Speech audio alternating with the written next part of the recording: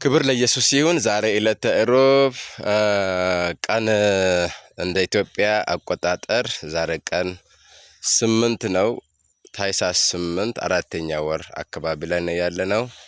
እንደ ፈረንጆች ደግሞ ኦክቶበር ኦልሞስት ወደ 17 አካባቢ ደርሷል። ይሄ የምናየው የሴቶች የጾም ጸሎት ቦታ ነው።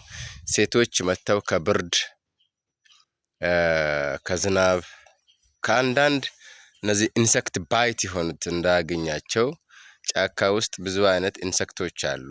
ኦልሞስት አሁን ይሄ የምናየው የጸሎት ተራራ ነው። የጸሎት ተራራ ነው። ጸሎት ተራራ ነው። ያ 2013 ጀምሮ እግዚአብሔር አምላክ እንደ ድምጽ ነገረኝ። አሁን ላይ ቤተክርስቲያን አይደለም። አሁን ላይ ቤተክርስቲያን በየአካባቢው በየቀበሌው ሞልቷል። ነገር ግን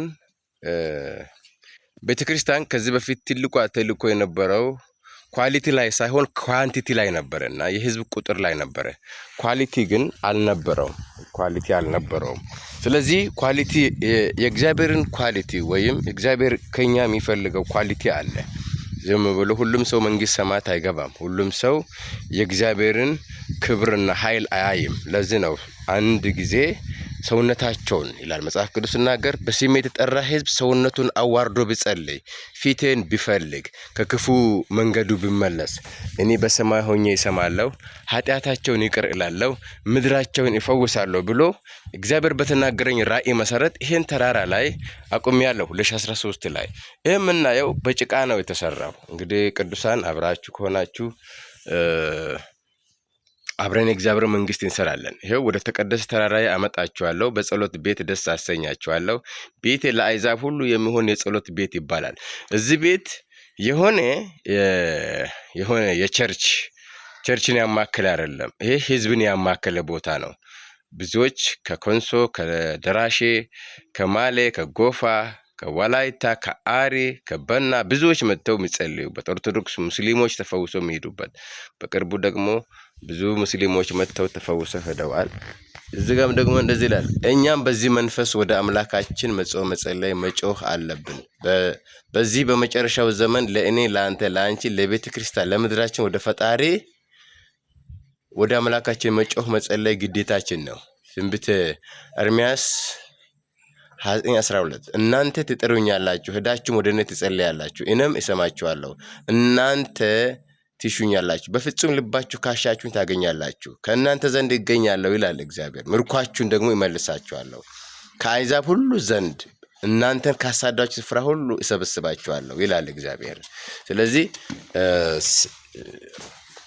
ይሄ ውስጠኛው ክፍል ነው፣ ምንጾምበት፣ ምንጸልይበት፣ አብረንም ቃል ምንካፈልበት ቦታ ነው። ይሄ ቦታ ነው። ያ እንደምታዩት እንጨት ነው።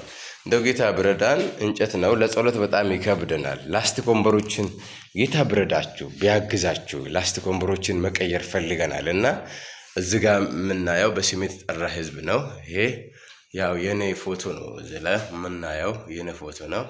ይሄም የኔ ፎቶ ነው። አብሮኝ አገልጋዮች ነበሩ። እግዚአብሔር ክብር ለኢየሱስ ይሁን። ይኸው የቤት ውስጥ እንደዚህ ይላል፣ ቤቴ የጸሎት ቤት ይሆናል ተብሎ ተጽፏል፣ እናንተ ግን የወንበዶች ዋሻ አደረጋችሁ የሚለው ለሰዎቹ ማስታወሻ እንዲሆን አድርጌያለሁ። ኢየሱስ ክርስቶስ የሚመጣበትን ይኸው እዚህ ጋር የሚመጣበትን በሰዎች በስጋ አይንም በደንብ እንዲያዩት ኢየሱስ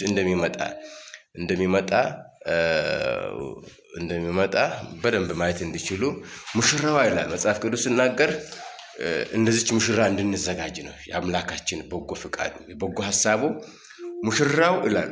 ራእይ ምዕራፍ 17 ላይ 19 ቁጥር 7 ላይ የበጉ ሰርግ ስለደረሰ ሙሽራውም ራሷን ስላዘጋጀች ደስ ይበለን ሐሴትም እናድርግ ይላልና፣ ስለዚህ የተዘጋጀ ነው ላይ የሚገባው። ሁሉም ሰው አይገባም። የተዘጋጀ ነፍስ ይገባል።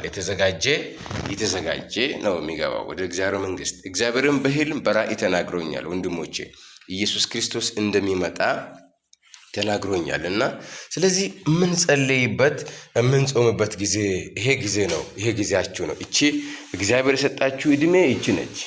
እግዚአብሔር የሰራት ቀን ይቺ ነች አለ ዳዊት ሲናገር። ስለዚህ ወንድሞቼ ጌታ ኢየሱስ ክርስቶስ ዘመናችሁን ይባርክ። መጪው ዘመን